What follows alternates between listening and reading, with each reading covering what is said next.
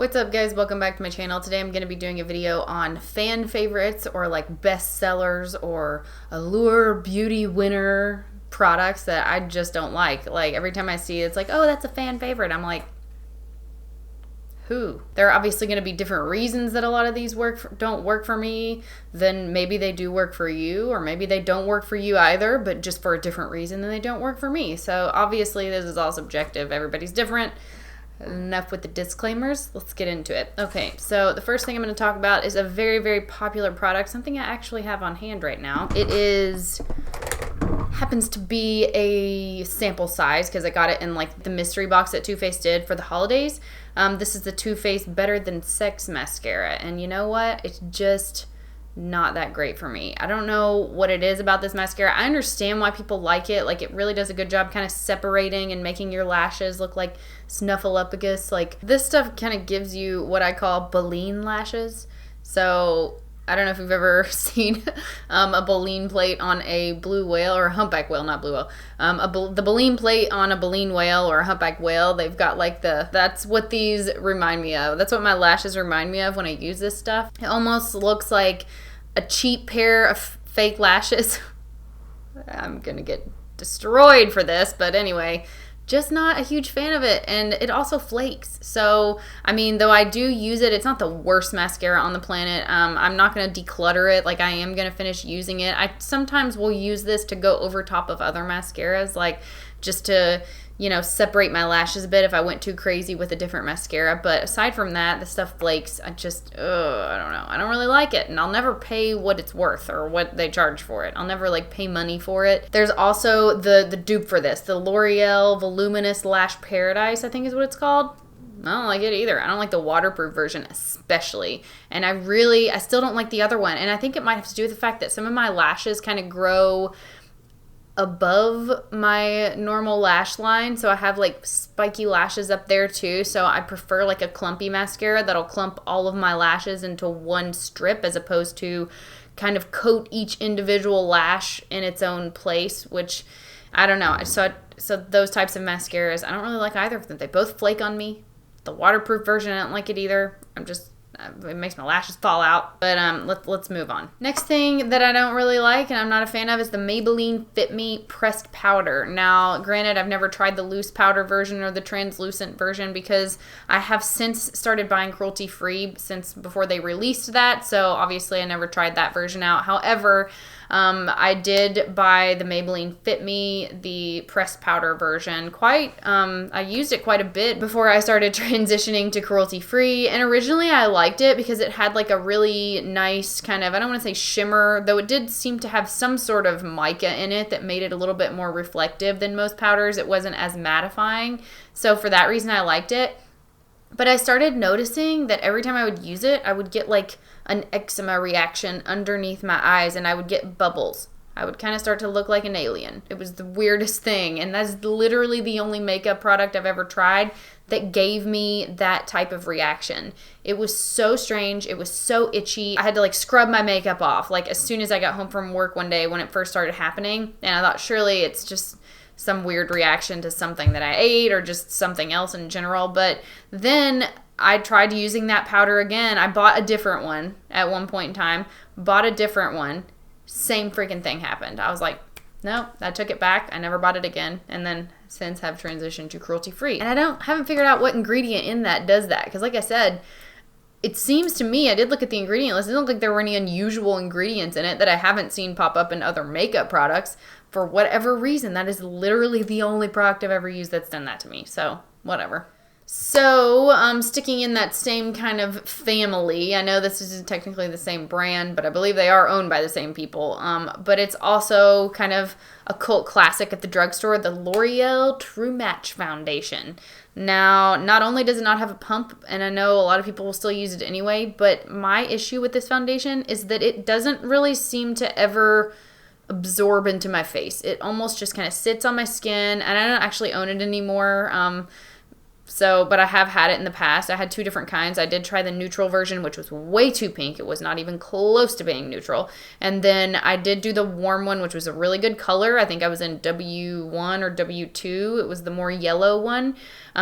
Great color, great shade, especially for the drugstore, since drugstore foundations tend to usually run orange or pink. This one, however, was yellow toned, but it almost looked greasy. Like, it looked really cakey without me even having to put that much on. It did have SPF built into it, but not enough for it to matter. So yeah, for a few reasons, I just never really liked it. It just looked really heavy and really thick on my skin. Now, speaking of foundations that look really heavy on my skin and that I really just don't like, but for a kind of a different reason, is the Tarte Amazonian Clay 12-Hour Foundation. I know that they have like recently expanded this line. It's been a while since I've tried that one. I never actually purchased the full tube of it. I got a sample from Sephora to try it out because it was actually a really good shade for me. You know, I thought it was actually going to work out. Like I said, the shade was good. It was the consistency. It was almost mousse-like. I thought when I first tried it, I was like, this is kind of a cool texture. I've never tried a foundation like this. But it did this weird thing. Okay, so it made my chin really itchy, which is kind of strange. It clogged my pores for whatever reason. It looked really heavy. It was really dry. It didn't blend very well on my skin. Now, granted, I do have pretty dry skin. At times, it can be a bit more normal. Usually in the winter time, it's more dry.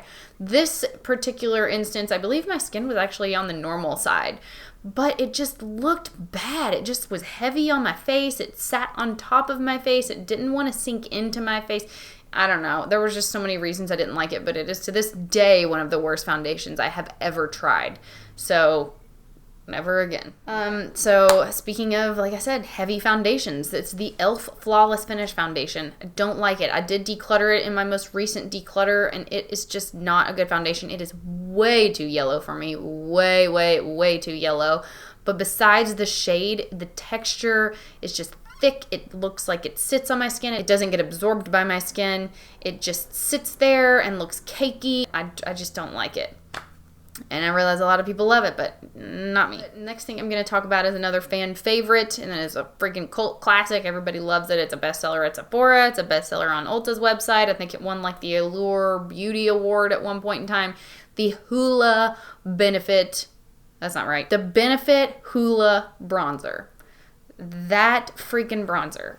I mean, I guess I can see why people who are probably darker than me would like it and who are a different undertone than me would like it. But for me, it is way too tinted. There's too much pigment in it. It doesn't want to blend out very well on my skin.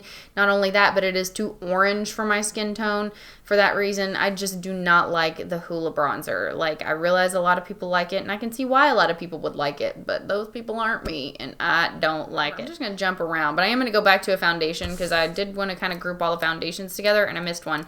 So, I realize a lot of people like this foundation, but it is just not work for me, and it's the Kat Von D Lock-It foundation. It did this weird thing where it, like, separated between my eyebrows.